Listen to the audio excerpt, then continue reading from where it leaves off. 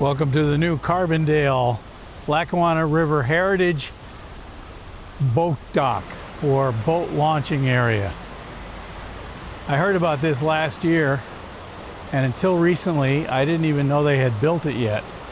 But on one of my walks I noticed these big yellow gates, and I thought I'd come over and check it out, and sure enough, the boat dock, or not a dock actually, the boat launch area is here.